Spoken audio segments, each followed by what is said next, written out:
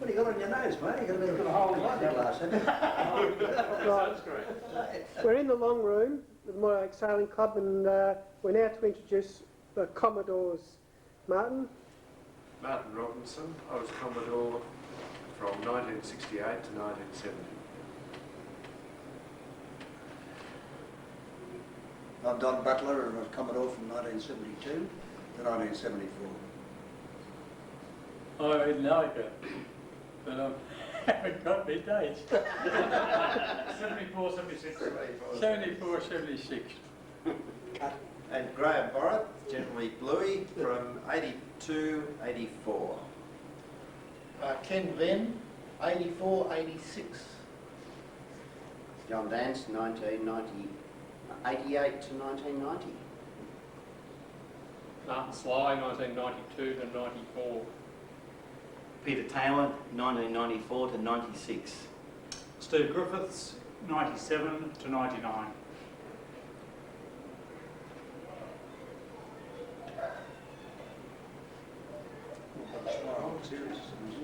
Right, Martin, if you'd like to discuss some of the issues that you were faced with in your term of office.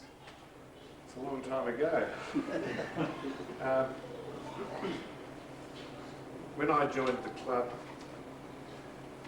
club was sailing heavyweight sharpies, lightweight sharpies and rainbows on Saturday afternoons, and there were Saturdays for the younger members on Saturday mornings. The heavyweight sharpie was being phased out by the lightweight sharpie.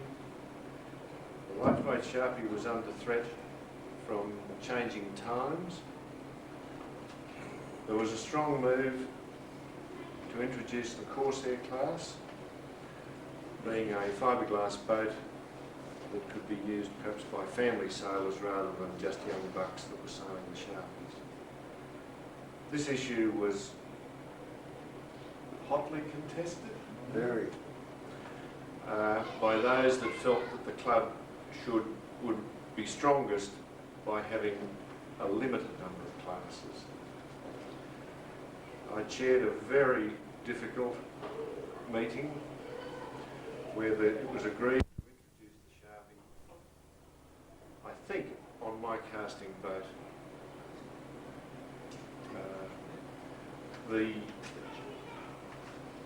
I'm not sure of the sequence, but at the same time, older sharpie sailors were looking for something simpler to sail, and were looking at building mirrors. And sailing started to boom as a family activity rather than just a young man's sport. The club had more members than it knew what to do with. There were a number of restrictions on how quickly you could bring your own boat into the club. People were asked to sail and crew for other people before that. The club wanted to improve its facilities, and that meant a two-storey construction which would affect the view of the houses behind, particularly Dave Allnutt's home. And the club had been helped a lot by the Allnutt family, and particularly Dave. Our access to the club was over his land, and it was a very difficult time because he wasn't prepared to let us use his land to come here and then build something that would block his view. Thank you. He eventually shut the lane, and we had to get alternative access at Piranha Street. But fortunately, the club was building funds with this extreme popularity of the sport, and that ultimately put the club in a position to buy a house on the beachfront in my successor's time, Dick Cullsby.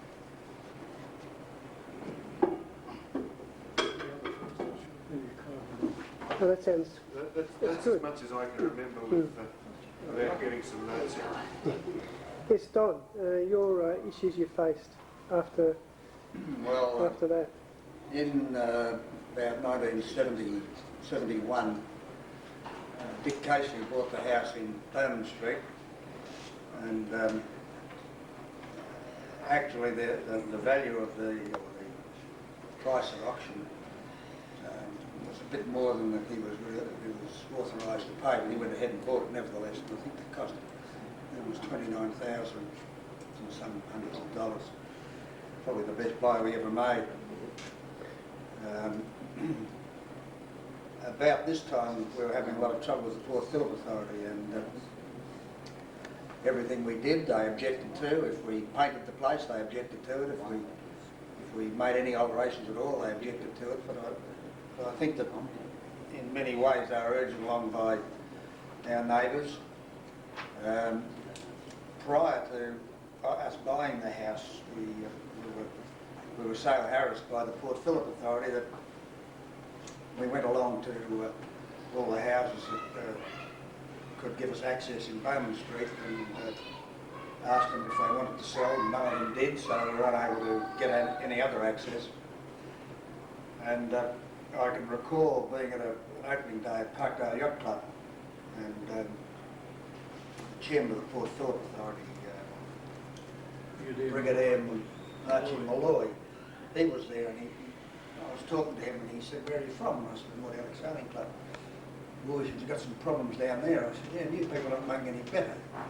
I told him that we'd been attempting to buy property, and I said, "We can't go and shoot them and get their property from them." I said, "We've got, to do it in a democratic way." But I said, "As soon as the house comes on the market," I said, "we'll buy it if it's any way affordable." And I said, "But in the meantime, if you just leave us alone, we'll be all right." But we didn't hear much more from him then. It wasn't all that long afterwards that we got the house. In the meantime, as Marty said, the lane had been closed for access, and our power came over and the gas came over. And ultimately the light pole, which was actually on the beach property, and it came down over the lane, it got collar rot at the base. The SEC pulled it down, so we had no power. And for a couple of years at least, we operated here without any electric power. I can recall coming to the committee meetings out in the clubhouse, and all we had was a Tilly lamp, and everyone had their hands around just trying to keep warm in the winter. The council were extremely good. They permitted us to use the access lane at the bottom of Piranha Street onto the beach, but all the time we're getting harassed by the local press, which Mr. Lawnut happened to be chairman of the board of directors, and motorboat owners who were moored in the creek, they were allowed to use it. There was no problem with them. They could use it and go backwards and forwards along the foreshore as much as they liked, but yacht club people weren't allowed to do it. I think that's about all I can recall at this particular time. That's great, Don. Eden, your issues you had during your term? Yeah, well, following on from Don, although I was on the committee, I wasn't wrapped up in all this shebang that was going on, but I was on the outskirts of it, and I was also running the motorboat at that time, which I had taken over from Bert Silvereisen. It in itself was a handful.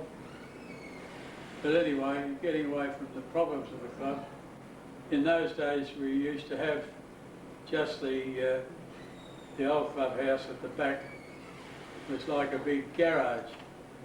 And on an open day, which was a terrible dirty day, this one in particular, was where they had set it out in the centre of the clubhouse.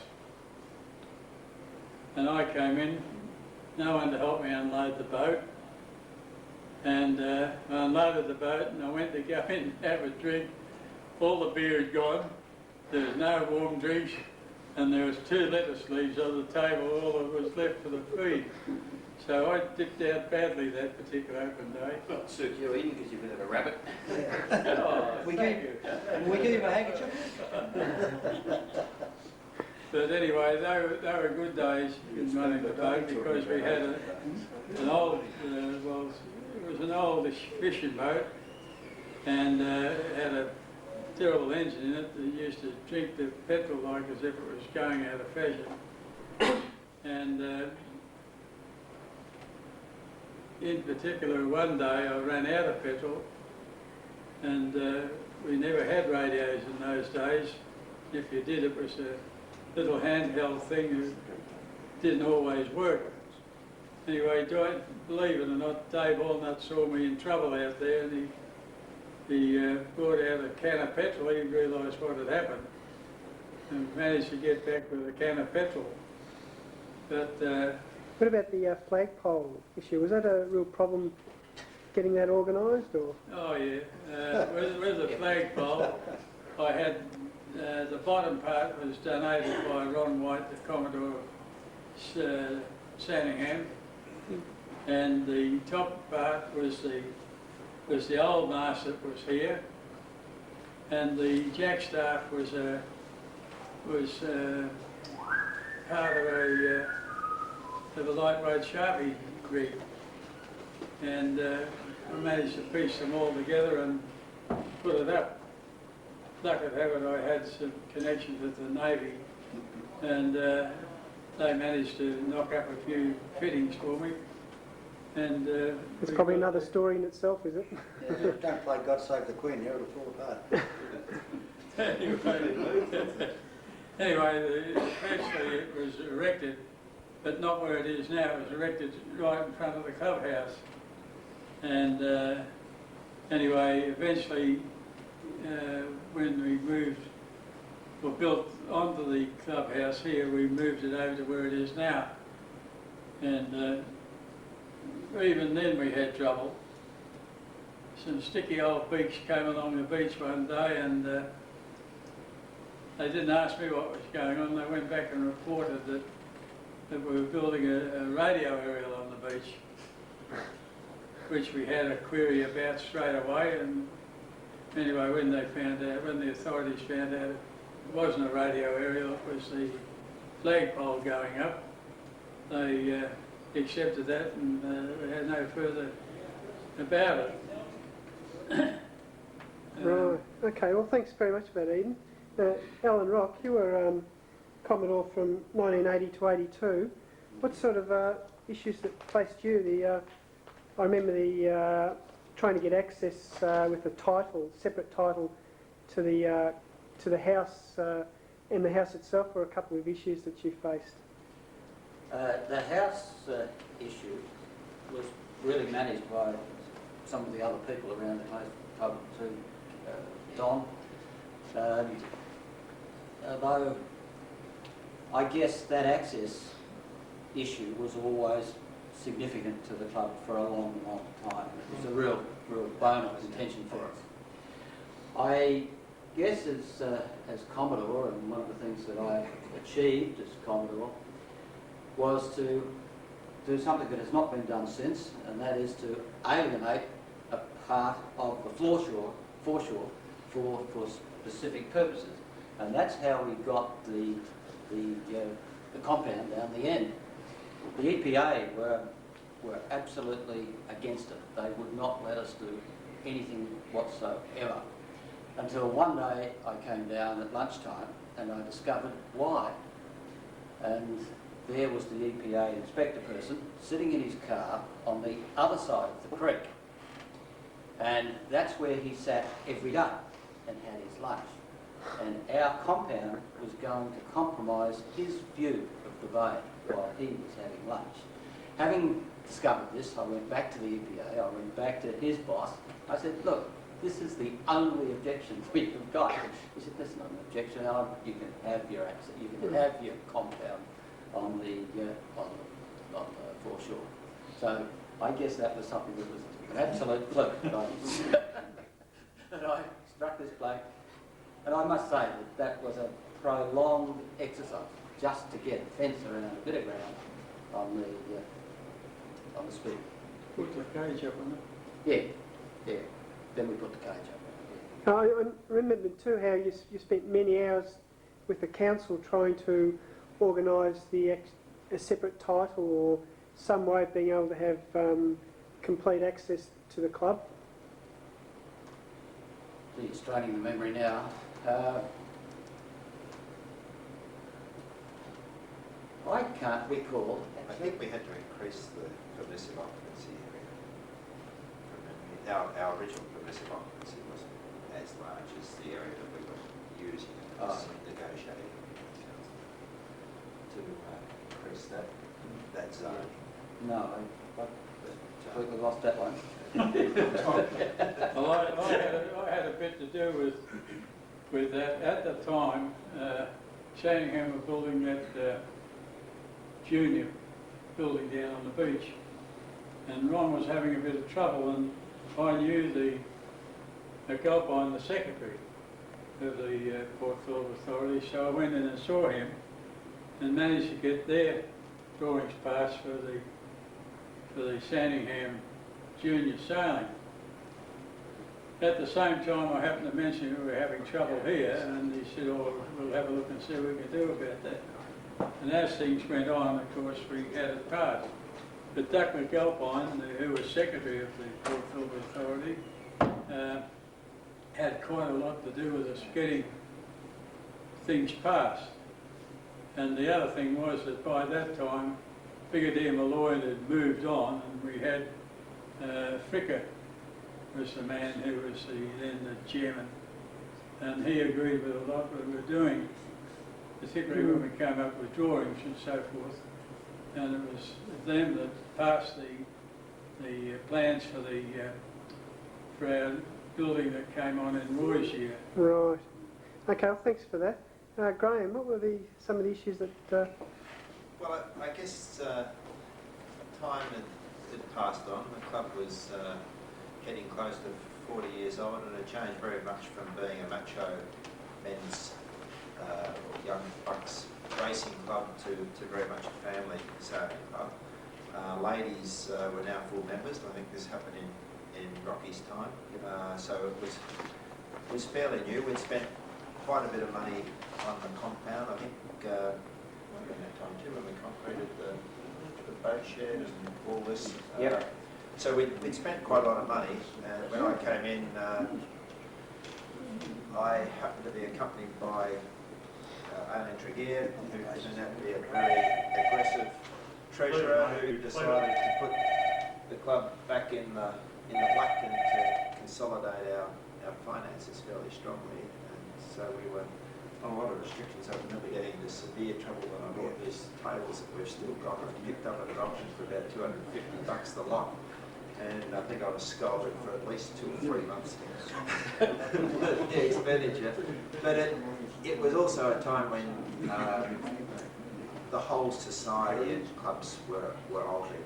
The liability to committees and people, the dangers of the actual committee being personally responsible for any damage or injuries to members was important, so we started, along with pretty well all other clubs, to introduce the incorporation of the club as against just being a free membership club. I think the highlight at my time was probably having the Commodores Nationals here, when we had something like 150 yachts on the water. We started or increased significantly the attempts to beautify around the place and put the lawns in and so on. And I think they've slowly but surely won over the years. It's a difficult thing on the environment we're in, but we've certainly changed the layout of the rigging areas and so on, because when we had so many boats. I think on the Sunday morning in the middle of the carnival we had a come as you are breakfast, and everybody rucked down as they were in their pyjamas or whatever, and we served over 500 breakfasts that morning. The place was really jumping. Great. Thanks for that, Graham. Ken? your comments Yes. on your term? Well, at the time I was Commodore, a lot of the trouble with foreshore committees and councils, etc., had been resolved, and it was just straightforward improvements around the club. During my 2 years, the improvement in the club was more internal, but we did re-renovate the clubhouse.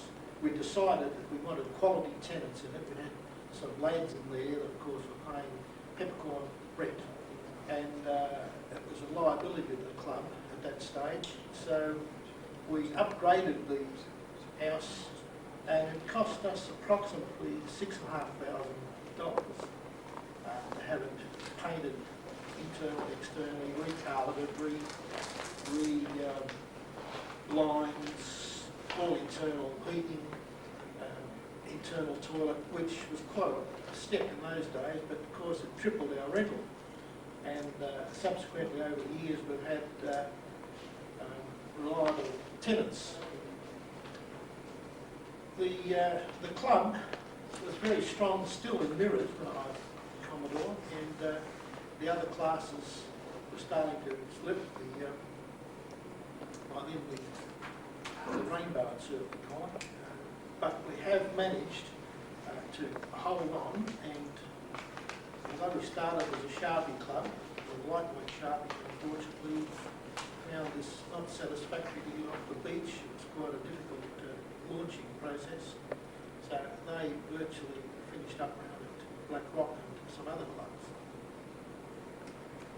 Some of the highlights of the year were, I guess, our social events.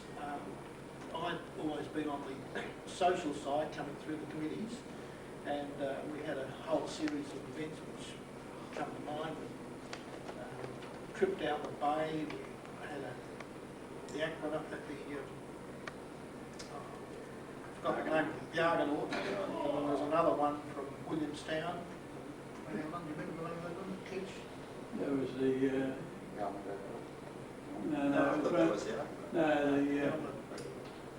It's on the side. lame duck, the one that went up to Queensland. Went up to Queensland, yeah.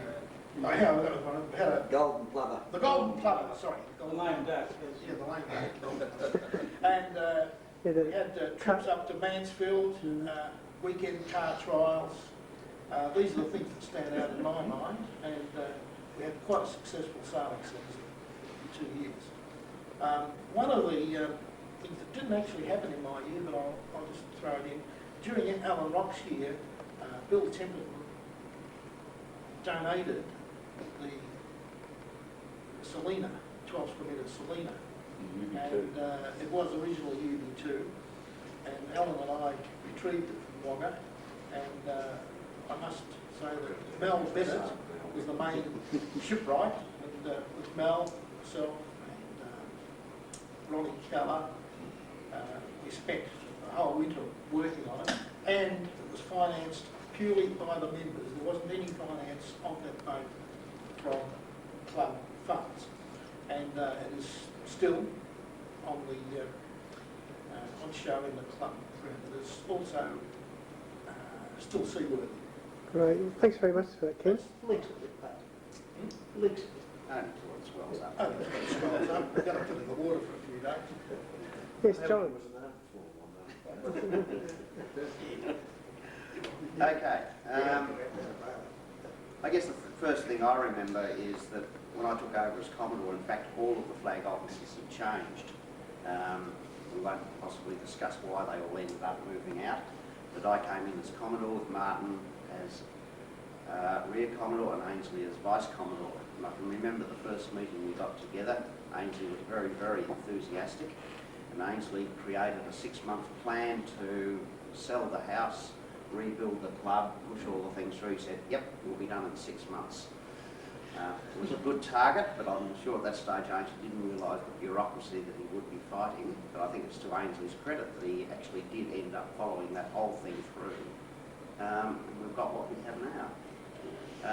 So we set a series of goals right at the beginning, and we allocated tasks, and it was an interesting time with, I guess, 3 fairly inexperienced people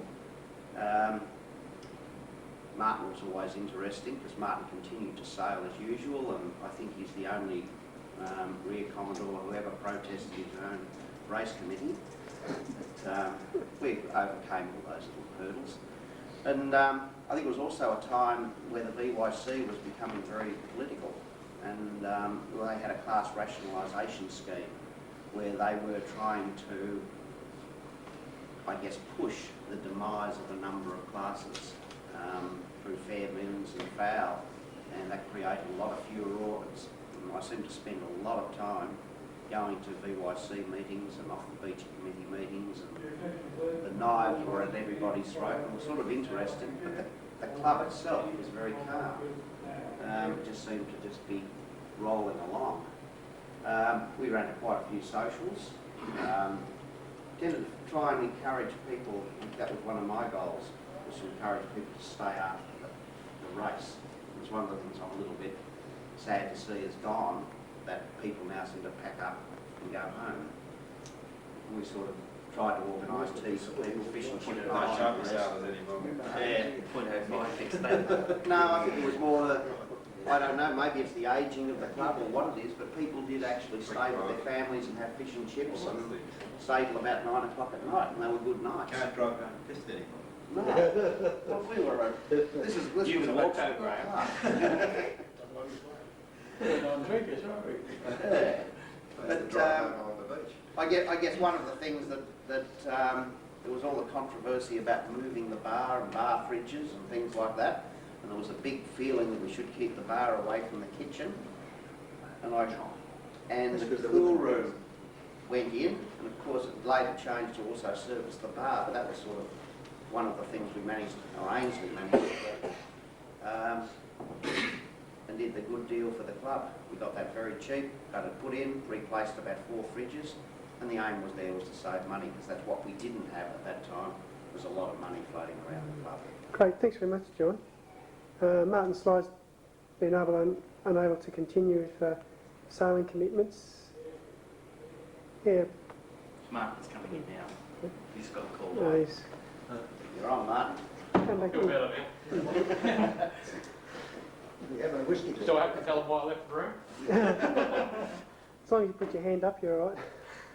Yeah, what was your main issues that you remember, Martin?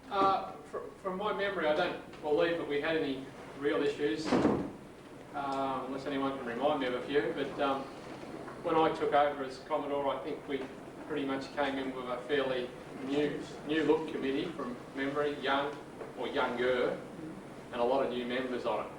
Of which I guess I was fairly fortunate. They were all pretty dedicated and wanted to see the club go places. So the 2 years for me went pretty easily.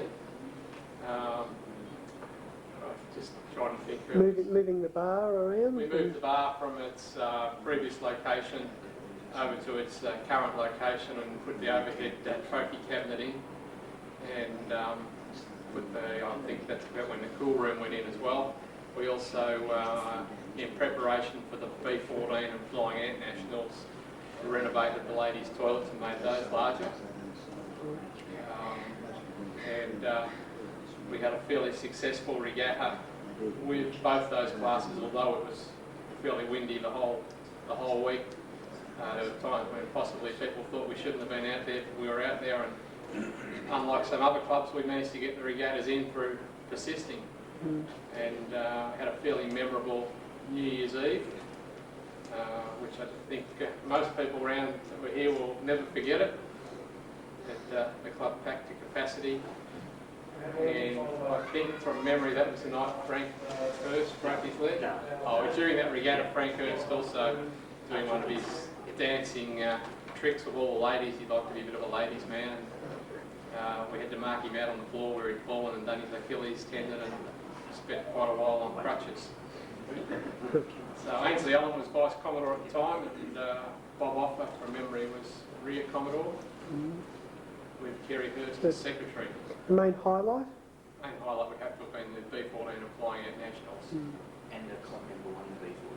And our club member won the B14. Right, Yes. well, thanks very much, Martin. And Peter, your recollections? Yes, I was on for 2 years, as I already said, 94 to 96. During that time, I had a very loyal, dedicated committee with me, and initially the house was sold, the entrance to the laneway. We had it through a local real estate agent, and he found a prospective buyer and so forth who lived up in the country.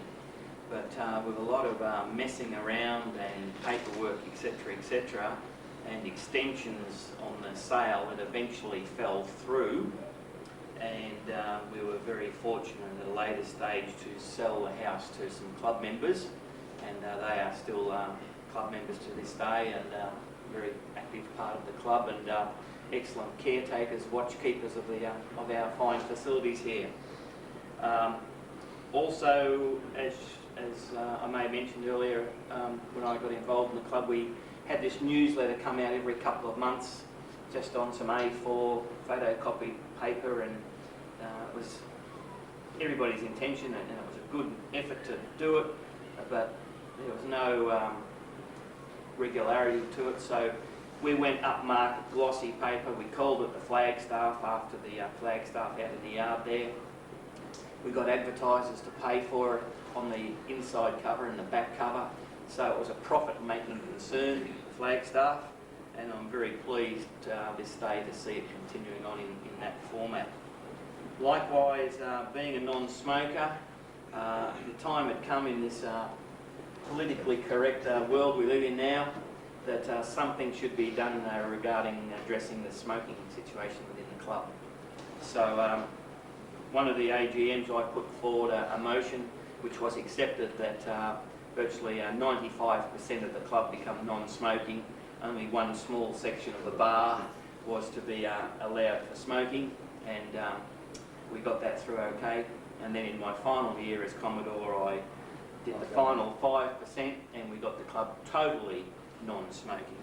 And the club has never looked back since, because we get a lot of sponsorship through Big Health and so forth. Working on the drinking problem. And finally, as Ken mentioned earlier on, he and Alan went up and got Selena and so forth and brought it back to the club. Well, it was a continual pain in the arse having to shift Selena all the time when it was in its old format. So we bit the bullet one night and made up some webbing straps, and we've hung Selena up in the upper deck of the club now, totally out of Ken's hands. So he can't take it sailing. That's temporary. And so that was one of my things there. And but I must admit, Mordialloc Sailing Club, in my involvement here, has been absolutely fantastic. People say to me, why do I belong to Mordialloc when I drive past 4 other sailing clubs to get here? And it's the comradeship and the facilities, and it's just great to be involved. Great. Thanks very much for that, Pete. Steve, what was your recollection? Righto, yes, I was Commodore from 97 to 99, but there were lots of things that came to finalise during that period that have been worked on for a long time, which the sale of the house, in fact what had happened, the house that we sold, we subdivided it, so we retained freehold title to the laneway to access the club, and sold off the balance.